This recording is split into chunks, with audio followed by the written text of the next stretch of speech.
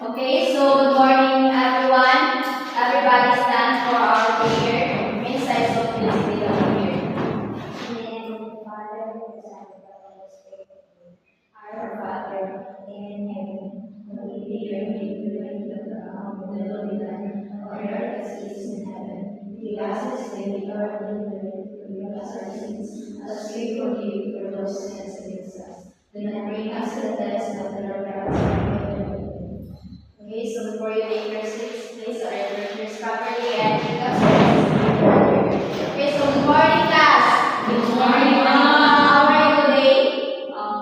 Very good. Yes, very good. Okay, so our topic for this morning is all about historical evolution and heritage. Okay, so what comes to your mind when you hear the word historical or evolution and heritage? Miss Basa? Historical also, for me, mom, maybe it came from the past, and we studied history about that because the things made, may kabuluhan siya, bago siya, isa siya na one instrument that the past people that they are using. Yes, very good.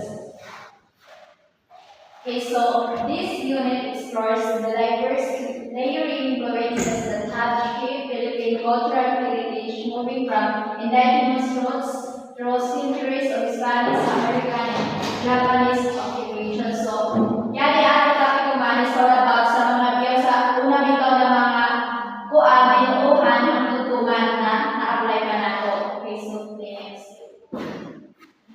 So, first is pre-colonial period, indigenous tradition and oral lore. So, pre-colonial indigenous traditions and oral lore in the Philippines refers to the rich cultural practices, beliefs, stories, and knowledge system that existed among various ethics. So, groups before the arrival of the Spanish colonizers in the 16th century, this tradition were passed down through generation primarily by word of mouth, as most groups did not have written scripts. So, sa pre-colonial period, indigenous tradition and oral lore is all about the tradition ng mga indigenous people sa una na na-apply pa kuman sa ato. So, yaw siya kuman, yaw siya ang tugtuman.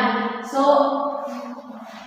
sa mga ito, mga tradition ng sa ito mga nanuntunan sa una na ato paghapon na alam ang tugtuman.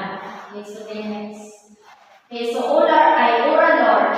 Oral lore includes myths, epics, legends, folktales, and chants that explain the origin of the world, humanity, and specific communities. For example, the Nilabot of the Valley of Rignon and the Biag Nilamang of the Ilocanos are prominent epics that showcase heroism, values, and heroism,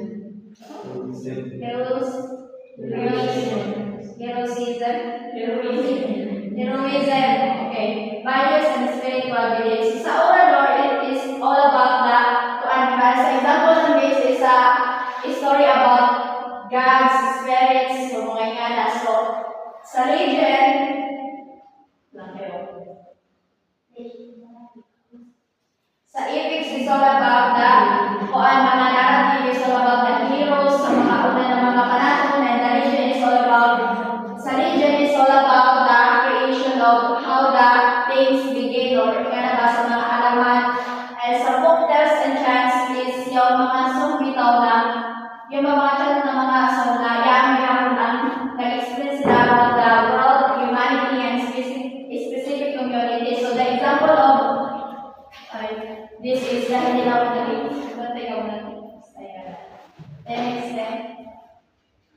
Okay, so next is spiritual beliefs. Most indigenous groups practice animism, ancestors worships, and reverence for nature spirits, anidos or diwatas. Rituals led by spiritual leaders like Gabaylans or Catalunans were central to agriculture, healing, and community events. So, sa spiritual beliefs is mostly ang nagkuhan is ang mga indigenous people. For example, nakabantay ako sa una, ito when I was a child. When I was a child, ito first man ako na kuan pag ako na ako ng kalat nga is yung bawra ako maanad sa tradisyon ng mga manubo ay ng manubo. So manubo sa ako pero di lang na pure. Tapos first na ako na kami naka-encounter na inato sila magkuhan yung manawag-nawag sila, then may naihanap na mga, like for example, mga baboy, tapos sila dito, tapos inon nila ang dugo. So, ano yun ang ilang spiritual beliefs na makadayaw sa sakit or sa, ano yun, for example, sa tanong. So, ano yun ang example ng spiritual beliefs. So, hanggang tumanyabi ako niya o siya, di ba, kabantay ka mo na sa malubog. Ibisan niya sa poblasyon, kada kuan may kada bitaw to igiduwa may kuan kada may kumpyon. Dili ko sa umayan yun kada kuan magpapal sila ng time na magkuan may tayo mag-contest ng mga basta yung mga tanawag-tawag. So, yaon gihapon niya siya kumanog sa una naman ang pibali na alam gihapon kumanog. May pili lang.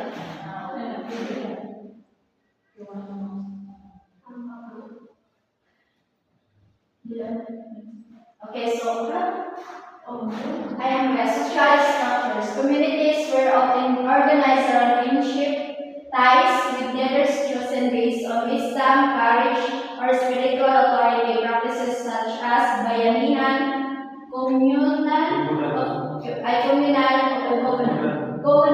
cooperation were integral to daily life. So, the social structure is for ang example nangyari is sa isa ka barangay which is yung magbilis sila bitaw na karapat dapat na yung bali mamuno. So, yung bitaw ilang bitaw bayanihan na without kapalit ibali na yung ilagay siya mabayaon. Ilang bayanihan bitaw tapos ilagay gali na ikaw kay nang mapapala kita tapos mura ibisan kwarta na wala or mura ibisan ulo na kapalit.